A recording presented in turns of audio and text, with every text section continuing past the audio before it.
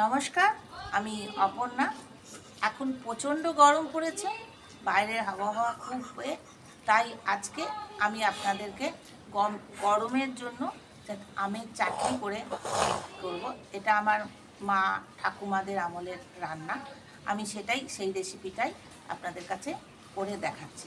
প্রথমে আমগুলো নিয়ে নিলাম এবং আমগুলো ধুয়েই রেখেছিলাম আমি। সেই আমগুলোকে কেটে আপনাদের কাছে দেখাবো।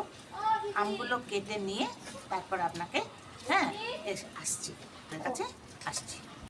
আমি আমগুলো পুরোপুরি ছুলে নিয়েছি এবং মোটামুটি কেটে 2 কেজি মতো আম কেটে নিয়েছি, আপনি দেখতেই পাচ্ছেন, এবং জলে ভিজিয়ে রেখেছি। এটা জলটা দিয়ে ভিজিয়ে রাখলাম, 10 মিনিট মতো জলটা দিয়ে ভিজিয়ে রাখবো। তারপরে জলটার কষটা বেরিয়ে গেলে আমি ওটা কড়াতে দেবো। এবং এর জন্য একটু মশলা লাগবে। সেই মশলাগুলি হচ্ছে 5 ফোড়ন, সর্ষে আর জিরে। কিন্তু শুকনো লঙ্কাটাও দিতে হয়, কিন্তু আমার বাড়ির লোক যেহেতু ঝালটা খেতে পারে না, তার জন্য আমি ওটা স্কিপ করছি। আপনারা চাইলে শুকনো লঙ্কা বা লাল লঙ্কা দিতে পারেন, অসুবিধে নেই। সেক্ষেত্রে আপনি কিছুটা এই কাঁচা লঙ্কাও ব্যবহার করতে পারেন। তাহলে আমি গ্যাসটা জ্বালিয়ে দিচ্ছি। দেখুন, কড়াটা বসিয়ে দিলাম এবং এটা যদিও সর্ষের তেলে করাটাই উচিত, কিন্তু যেহেতু আমার স্বামী খুব অসুস্থ, উনি সাদা তেল রান্না খায়, তাই আমি সাদা তেলেই রান্নাটা করছি। এই যে তেল দিয়ে দিলাম, ঠিক আছে। তেলটা দিয়ে আমি জাস্ট 2টো তেজপাতা দিয়ে দেবো। আমি 2টো তেজপাতা দিয়ে দেবো। তেজপাতাটা দেওয়ার পরে আমি এতে একটু অল্প 5 ফোড়ন আমি দিয়ে দিলাম। এবং তারপর আমগুলো আমি ছেড়ে দেবো। একটু গরম হলে আমগুলো ছেড়ে দেবো। স্টপ। এবার আমি আমগুলো ছেড়ে দিচ্ছি, আপনারা দেখতেই পাচ্ছেন। আমগুলো আমি ছেড়ে দিলাম।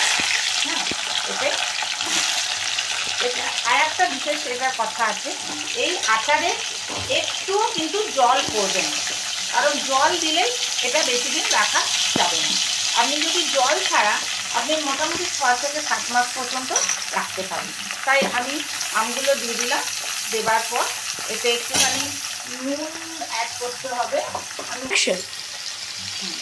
এবার আমি এতে একটু নুন অ্যাড করতেই হবে, জানেন নুন ছাড়া কোনো কিছুই সম্ভব নয়। তাই এতে একটু নুন দিয়ে দিলাম।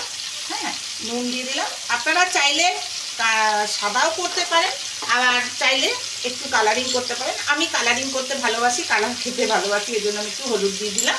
ঠিক আছে, আপাতত আর কোনো এখন মশলা দিতে হবে না। এখন এটা ভাপে সেদ্ধ হবে। এটা ভাপে সেদ্ধ হওয়ার পরে মোটামুটি 5 থেকে 10 মিনিট আমি এটা করব,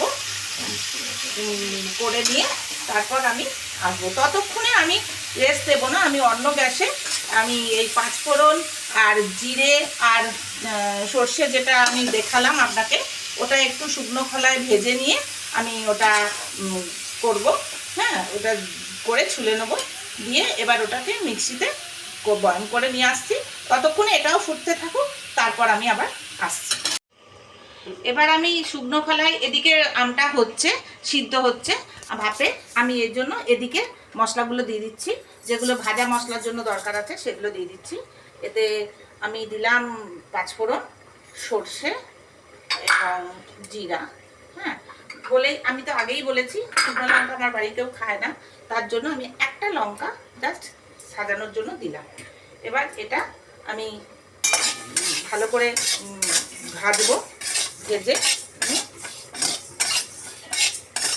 ভালো করে ভেজে নিচ্ছি। দেখুন, একটু লাল লাল করেই ভাজতে হবে, না হলে গন্ধটা আসবে না।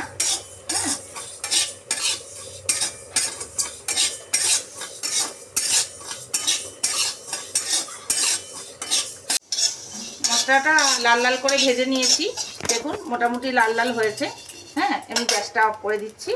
এবার আমি এটা মিক্সির জারে ঢেলে দেবো, দিয়ে এটা মিক্সিতে আমি ব্লেন্ড করে নেব।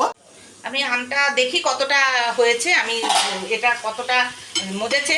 আমার মা ঠাকুমারা বলতো মজেছে কথাটা, সেটাই আমি ইউজ করলাম। এই যে মজেছে কতটা দেখছি, মোটামুটি মজে এসছে, আর একটুখানি হবে, আমি আবার ঢাকা দিয়ে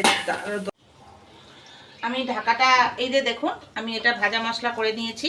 কেমন সুন্দর গন্ধ বেরোচ্ছে, গন্ধটা তো আর আপনাদেরকে দেখাতে পারবো না, যাই হোক এমনি দেখিয়েই বলছি।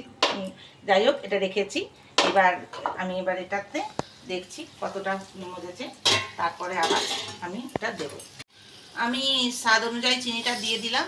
যেহেতু আমি 2 কেজি আম নিয়েছিলাম, সেহেতু অনেকটাই চিনি দিতে হবে, সেই জন্য আমি মোটামুটি 2 কাপ দিলাম। এবার আপনারা যদি আরও বেশি মিষ্টি খান তাহলে দেবেন, আমার মনে হচ্ছে এটাতেই হয়ে যাবে, তাই এটাই আমি দিলাম। ঠিক আছে, এবার দিয়ে জাস্ট একটু 2-3 মিনিট মতো জাস্ট রসটা বেরিয়ে যাবে, তারপর আমি এটাকে অফ করে আমি মশলাটা দিয়ে দেবো, বা যে ভাজা মশলাটা বানিয়েছি। একটুখানি 2 মিনিট পর আমি এই মশলাগুলো আমি দিয়ে দেবো। এবার দেখুন আমার পুরোটা মোটামুটি পুরো শেষ পর্যায়ে একদম হয়ে গেছে, আপনারা দেখে বুঝতেই পারছেন। জল ছাড়া আমের চাটনি কেমন করে হয়, আমের আচার যেটাকে আমরা বলি, মা ঠাকুমারা যেটা বলতো, দেখুন কেমন হয়েছে দেখতে। তা এবার আমি একটু জাস্ট এই যে ভাজা মশলাটার জন্যই কিন্তু গন্ধটা বেরোয়, আমি এই ভাজা মশলাটা যেটা আগে বলেছিলাম ওটা আমি ছড়িয়ে দিলাম। হ্যাঁ, ছড়িয়ে দেওয়ার পর কিন্তু আর আমি গ্যাসটা জ্বালিয়ে রাখবো না, গ্যাসটা অফ করে দিচ্ছি। আর তারপরে একটা আমি ঢাকা দিয়ে দেবো, তা জাস্ট একটু নেড়ে চেড়ে আমি ঢাকা দিয়ে দেবো। এবার আমি এটা বন্ধ করে দিলাম, এবার আমি একটু চাপা দিয়ে দিলাম। আপনার কেমন লাগলো আপনারা জানাবেন, অবশ্যই কমেন্ট করে জানাবেন। হ্যাঁ, যদি ভুল ত্রুটি কিছু হয় তাহলে আপনি মার্জনা করবেন। নমস্কার।